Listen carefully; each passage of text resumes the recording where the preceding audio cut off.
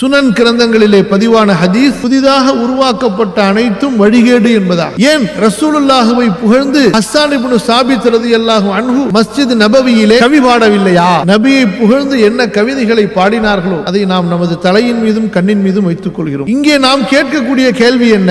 குறைஷிகள் ரசூலுல்லாவை இகழ்ந்த போது அந்த குறைஷிகளுக்கு பதில் சொல்வதற்காக ஹஸ்ஸான் இப்னு சாபித் ரலியல்லாஹு அன்ஹு அவர்களுக்கு ரசூலுல்லாஹி ஸல்லல்லாஹு அலைஹி வஸல்லம் மஸ்ஜிதிலே மேடை அமைத்து கொடுத்து கவியின் மூலமாக நீ அவர்களுக்கு பதில் சொல் என்று சொன்னார்கள். ஹஸ்ஸான் இப்னு சாபித் ரலியல்லாஹு அன்ஹு அதற்கு கவிதையின் மூலமாக பதில் சொன்னார்கள். ரசூலுல்லாஹுடைய பெயரால் அவர்களை புகழ்ந்து, அவர்களிடத்தில் இருக்கின்ற நல்ல குணங்களை புகழ்ந்து, அவர்களுடைய மார்க்கத்தை புகழ்ந்து, அவர்களுடைய உயர்ந்த பண்புகளை புகழ்ந்து கவிதை பாடுவது கூடுமா கூடாதா என்றால் கண்டிப்பாக கூடும். எதை தப்பு என்று நாம் சொல்கிறோம்? அப்படி ரசூலுல்லாஹுவை புகழ்ந்து ஹஸ்ஸான் இப்னு சாபித்தோ அப்துல்லாஹ் இப்னு ரவாஹாவோ பாடிய கவிதைகளை தொகுத்து வைத்துக் கொண்டு சஹாபாக்கள் தங்களது மஸ்ஜிதுகளில் ஓதி அதை ஒரு இபாதத்தாக புண்ணியமாக செய்தார்களா? அந்த கவிதைகளை தொகுப்பாக வைத்துக் கொண்டு சஹாபாக்கள் யாராவது ரபியுல் அவ்வல் மாதம் வரும்போதெல்லாம் தங்களது வீடுகளிலே நபியின் முஹப்பத் என்ற அடிப்படையில் அதை ஓதி ஒரு இபாதத்தை செய்தார்களா? சஹாபாக்கள் யாராவது தங்களது பிள்ளைகளுக்கு பேர் வைப்பதற்காக, வீடு குடி போடுவதற்காக